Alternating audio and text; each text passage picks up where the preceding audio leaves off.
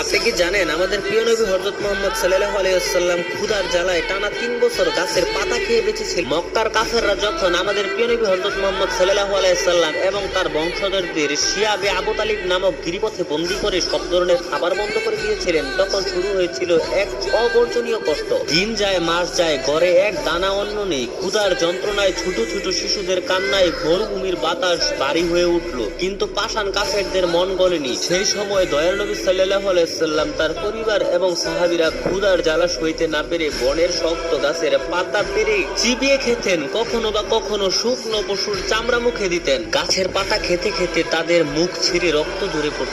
এত অমানসিক কষ্ট সহ্য করার পরেও আমাদের প্রিয় নবী হযরত মুহাম্মদ সাল্লাল্লাহু আলাইহি ওয়াসাল্লাম তার কষ্টের কথা না ভেবে তার উম্মতের জন্য কান্না করেছেন। এতটাই ভালোবাসতেন আমাদেরকে আমাদের প্রাণের নবী হযরত মুহাম্মদ সাল্লাল্লাহু আলাইহি ওয়াসাল্লাম।